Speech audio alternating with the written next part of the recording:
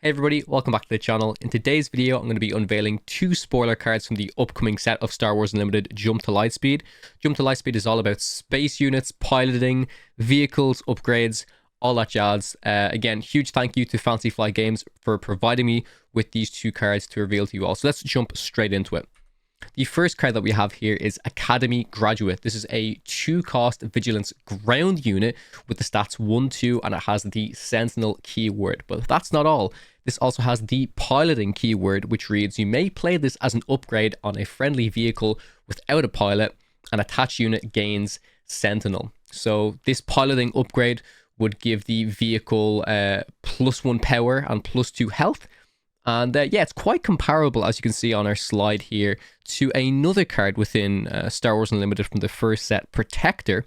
This is a 1-cost double vigilance upgrade, and it's quite similar in regards to the ability that it provides. So it gives the attached unit Sentinel, and it gives it +1 power and +1 HP. The biggest drawback about Protector, of course, is it is in that double vigilance aspect. So it's a little bit harder to fit into your deck, or oftentimes if you aren't playing double vigilance, you'll end up actually paying 3 resources for the card rather than 1. So Academy Graduate is kind of this in-between card. It's very, very similar. It's maybe not as flexible because it cannot be played on every unit as an upgrade, but it's still flexible and versatile enough in the sense that, you know, if you don't have the vehicle on the board where you want to, you know, give it this upgrade and give it Sentinel, you can always just play Academy Graduate as a 2-cost 1-2 unit with Sentinel. So in the next slide, we're actually going to go over some of the vehicle units that I feel like this card would pair best with overall. They're not too many, but I definitely think there are some worth mentioning here. So as we go over here, so potential synergies. As you can expect with Sentinel, Sentinel is going to be, it's like a very protective keyword. And obviously if you put it on traditionally, like, you know, a higher cost vehicle with bigger stats, it's going to be tougher for your opponent to get through. So some of the ones I have highlighted here, the first one is Cargo Juggernaut, which of course is a 6-cost 4/6 with shielded. It's already within vigilance, so it pairs quite nicely with the Academy Graduate, and with the shielded as well, it's just going to be a little stickier for your opponent to get through. They might have to get through the shield first and then also get through the 4/6 body.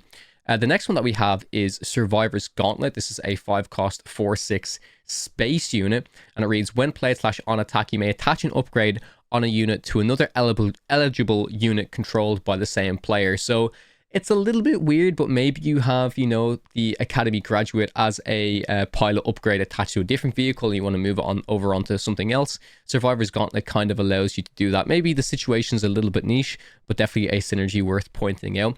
I think where, you know, this, you know, potential card as an upgrade fits in best with the vehicles, it's any vehicles that have like a when defeated, you know, ability on it. So for example, we have the ATTE Vanguard here, 8-cost 6/9 ground unit with Restore 3, and also has the ability, when defeated, create 2 clone trooper tokens. So if you put this upgrade onto the ATTE Vanguard, when your opponent gets through it, it's gonna basically cause them even more issues because you now created 2 clone trooper tokens that they're gonna have to also deal with.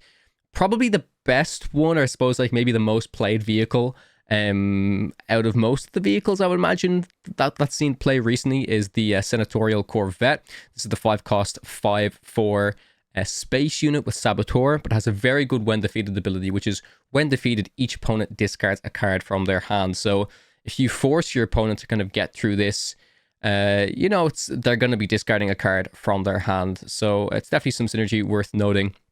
The Devastating Gunship, obviously it has that grit keyword. I think this works quite well because, you know, if they don't have a big enough unit to just kind of one-shot your vehicle, as they kind of, you know, hit a few more units into it, the Sentinel unit's going to get bigger and bigger. So that's quite some cool synergy right there.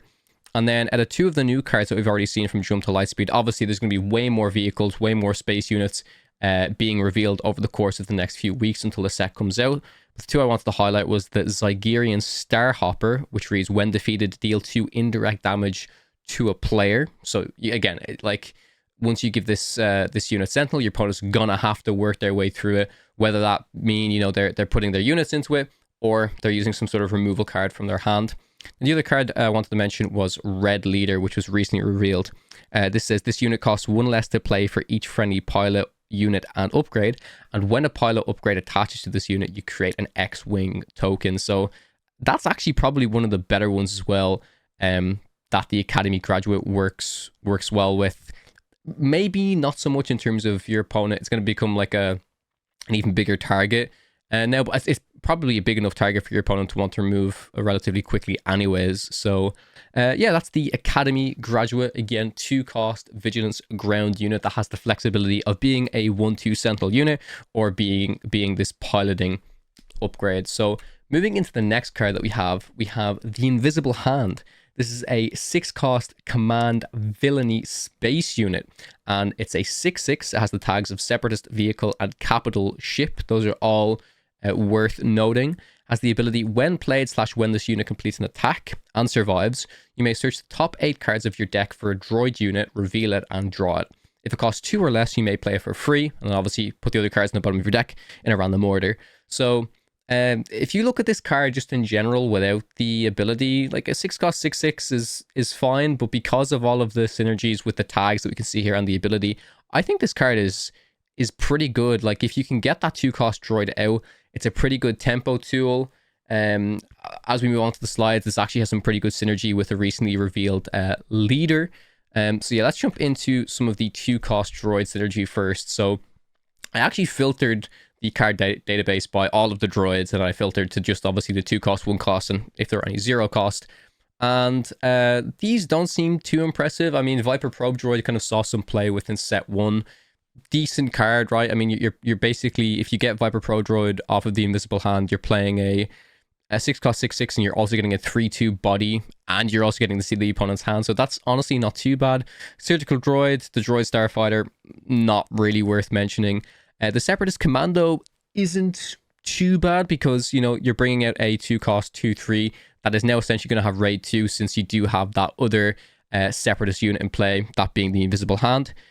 Probably the best 2-cost droid to synergize with the Invisible Hand is potentially the Vanguard Droid Bomber, because it reads, when played, if you control another Separatist unit, deal 2 damage to an enemy base. So this is, yeah, you're establishing a 2/2 body, and you're just going to be dealing 2 damage to the opponent's base. So maybe if you want to play this in some type of command villainy aggression deck, I think this card could be particularly interesting. Similarly enough as well, you have the OOM series Officer. When defeated, deal 2 damage to a base. So again, you're getting a 2/1 body onto the board. As soon as they kill that, they're basically going to take damage.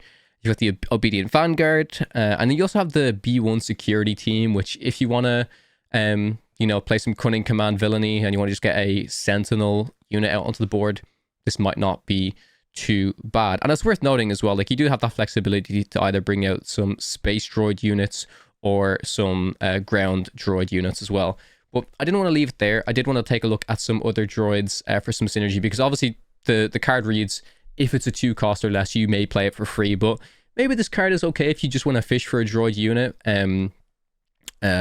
Because it is, you know, you look through the top 8 cards of your deck for a droid unit, you reveal it, and you do still draw it. So at the end of the day, this is a 6-cost 6/6. Draw a droid card from the top 8 card of your decks. The condition to play it for free, obviously while being great for tempo, if there's a key droid card in your deck that you want to draw anyways, maybe this card isn't too bad. So there is only 2 that I wanted to kind of highlight. I'll have a quick look through the card database again to see if there's any others worth mentioning. The biggest one's probably Hu Yang, because this is one of the droid units that's seen kind of the most play within Command.